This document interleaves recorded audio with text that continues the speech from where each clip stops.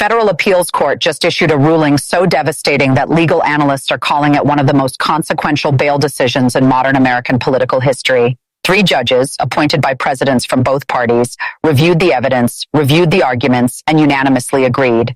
Releasing this defendant while the appeal proceeds would pose a, quote, serious risk to public trust in the judicial system. Not a flight risk, not a danger to any individual, a danger to public trust itself. That is language this court has never used before in a bail denial. Never.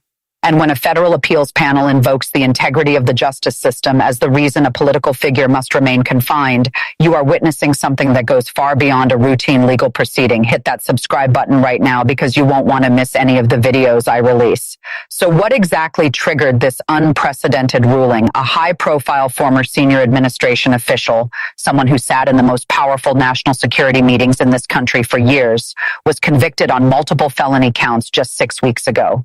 The defense filed immediately for bail pending appeal, arguing the case had merit for reversal. What they got back from the court was a 47-page unanimous opinion that didn't just deny bail. It dismantled every argument the defense made piece by piece and concluded with language that will be studied in constitutional law classrooms for decades. This isn't a procedural footnote. This is a landmark ruling. And believe me, when a bipartisan panel of federal judges uses the words public trust to justify keeping a former official behind bars, you know something historic has just detonated. Here's the full picture of what's been unfolding.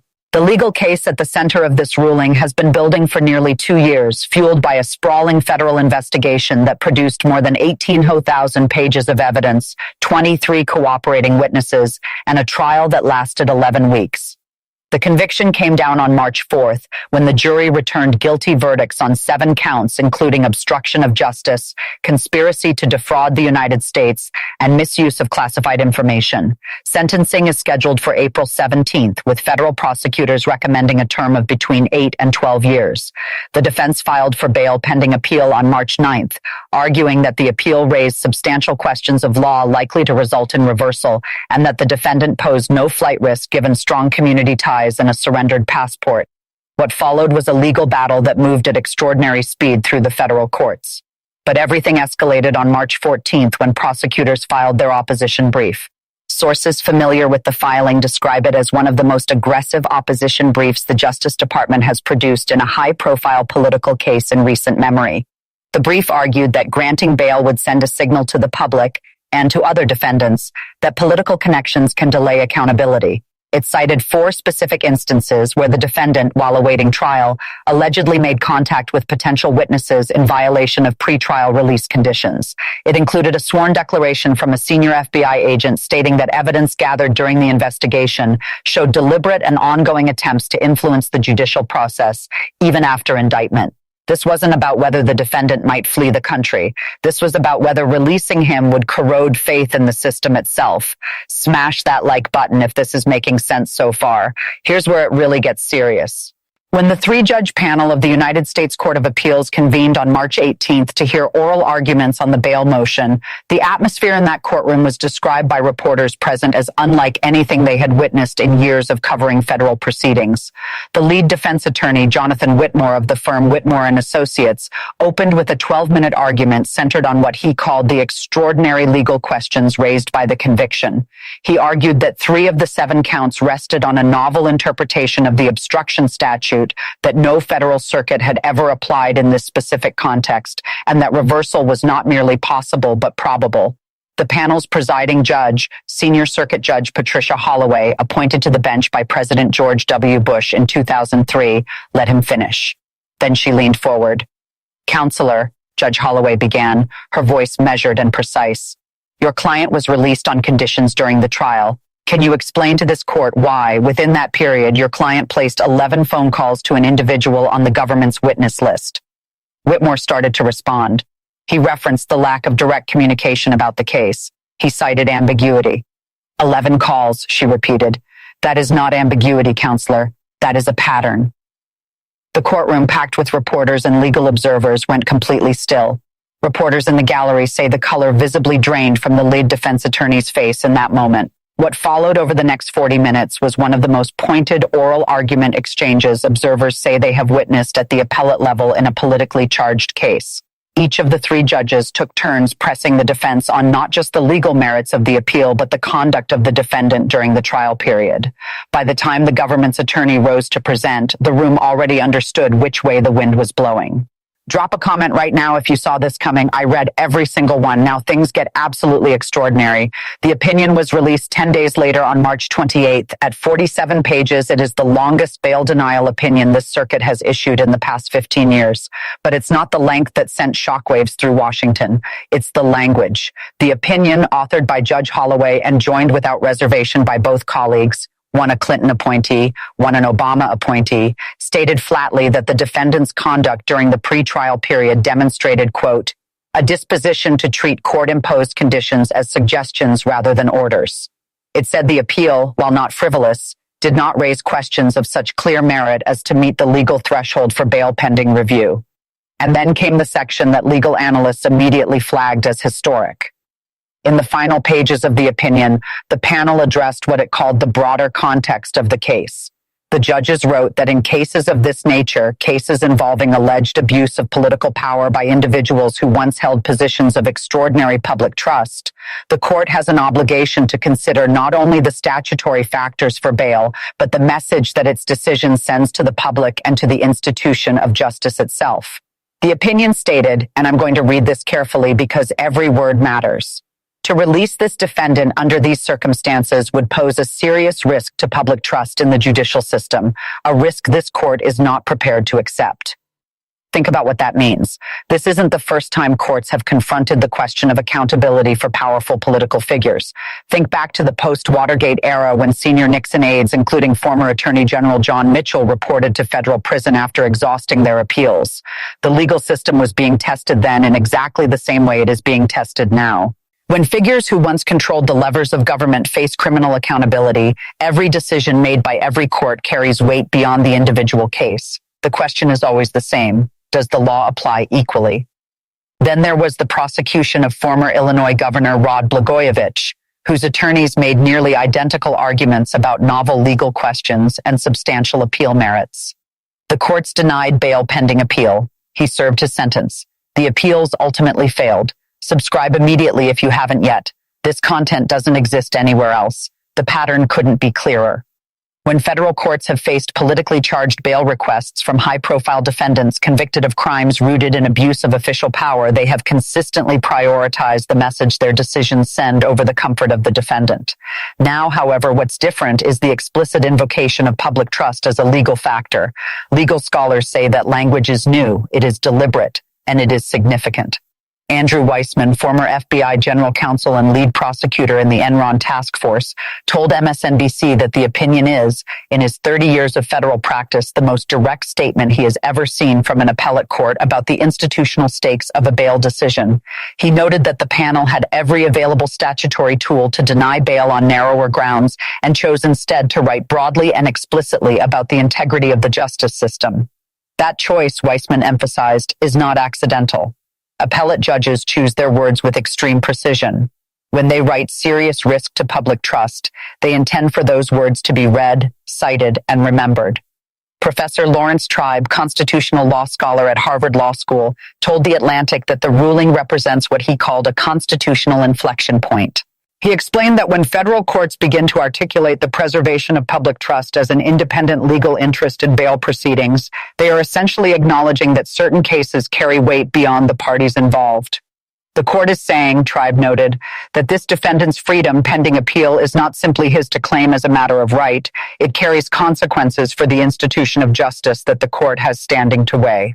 And even Thomas DuPont, a conservative legal analyst and former Deputy Assistant Attorney General under President George H.W. Bush, who has been publicly skeptical of the prosecution throughout this case, acknowledged that the opinion was carefully reasoned and that the conduct during pretrial release, specifically those 11 witness contact calls, gave the court legitimate grounds to reach the conclusion it did. Do me a favor and slam that like button because it genuinely helps this video reach more people. Let's break down exactly what this means on 3 levels.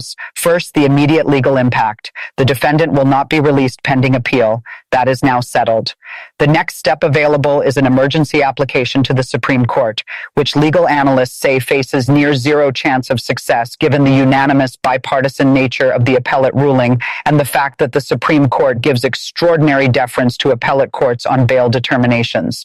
A Quinnipiac poll released on March 30th found that 71% of respondents, including 54% of Republican-leaning independents, agreed that defendants convicted of federal crimes should serve their sentences while appeals proceed, regardless of their former political status. A staggering number for a political environment as polarized as this one. Second, the political implications are seismic. Every Republican lawmaker who has spent the past 18 months arguing that the prosecution was politically motivated now has to explain a unanimous ruling from a bipartisan panel that includes 2 Bush-appointed judges. The bail denial didn't just survive scrutiny. It generated 47 pages of carefully documented legal reasoning. You cannot wave that away as a partisan witch hunt when the judges doing the waving include members of your own party's judicial appointments.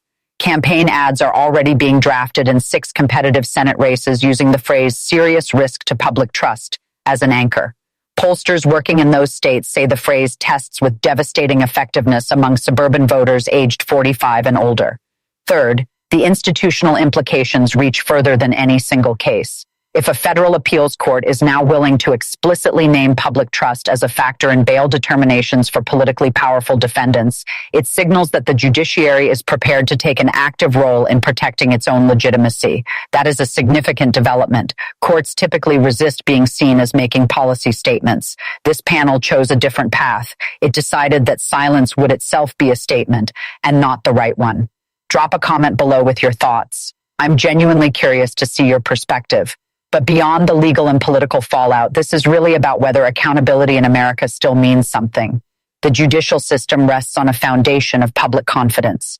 When people believe the courts treat everyone equally, regardless of how much money they have, regardless of what office they once held, regardless of how many political allies they can call on, the system functions. The moment people stop believing that, the damage is not legal, it is civilizational. The 3 judges on this panel clearly understood what was at stake when they picked up their pens. That is why they wrote what they wrote. That is why they went beyond what the statute required them to say. This scenario has caused genuine alarm within the broader political orbit connected to the case. Sources familiar with internal discussions describe emergency strategy sessions held over the past 72 hours in which advisors debated 3 possible responses: an emergency Supreme Court application, a full court public relations campaign attacking the judiciary as corrupt, or quiet acceptance while the appeal proceeds through normal channels. According to 2 individuals briefed on those discussions, the Supreme Court option was quickly assessed as strategically damaging, given the near certainty of another loss that would produce yet another damning judicial document. The public campaign option was judged too risky given the specific language in the opinion, attacking judges for citing public trust risks appearing to validate the very concern they expressed. Stay with me. What comes next will completely change how you view this situation. A public statement was released on March 29th calling the ruling a disgraceful example of judicial overreach and claiming that the entire prosecution had been orchestrated by political enemies. The statement attacked the lead prosecutor by name and called the 3-judge panel, quote, activist judges manufacturing outcomes. Legal experts immediately flagged the problem with that response. When you call a bipartisan panel that includes judges from your own political party's appointments activists, you are not making a legal argument. You are making a political one. And making a political argument in response to a legal ruling tells everyone watching that you have no legal argument to make. James Trusty, former chief of the Organized Crime and Gang Section at the Department of Justice, noted on CNN that the response to the ruling is itself significant. He pointed out that the defense's failure to address the 11 witness contact calls directly in oral argument, in briefing, or in the public statement suggests they have no viable answer to the conduct that most directly supported the court's conclusion. This goes far beyond one bail ruling. It's about whether the American legal system can hold powerful figures accountable without the accountability itself becoming a political battleground. If a court cannot deny bail to a convicted former official without having that decision attacked as politically motivated, even when 3 bipartisan judges write 47 pages of careful reasoning, then the system cannot function. Once the precedent is established that any accountability measure against a politically connected defendant can simply be labeled persecution and thereby delegitimized, there are no guardrails left. That precedent, if it takes hold, does not just threaten one case. It threatens the entire framework of equal justice under law. If this blows your mind, hit that like button right now. Here's where things stand right now. A bipartisan federal appeals panel has unanimously denied bail pending appeal, citing in explicit and unprecedented terms a serious risk to public trust in the justice system. Legal analysts are calling the opinion historic. Constitutional scholars are calling it a watershed moment for how courts approach accountability for political figures. The defense's next move, likely a Supreme Court emergency application, faces what multiple former clerks describe as near impossible odds. Meanwhile, sentencing on April 17th is now confirmed to proceed on schedule, and political strategists in both parties are already calculating how that date and this ruling will reshape the landscape of competitive elections in November. This isn't just another news cycle that will fade away. This is a constitutional reckoning unfolding in real time. One that asks a question America has been circling around for years. Does the law apply equally? 3 federal judges appointed by 3 different presidents have now put their answer in writing, 47 pages of it. The evidence is in the record. The ruling has been issued. Now we wait to see whether the institutions of this country are strong enough to see it through. The stakes have never been higher. The judicial language has never been more explicit. And the constitutional moment has never been more immediate. Pause for a second and hit that like button if you're finding value in this coverage.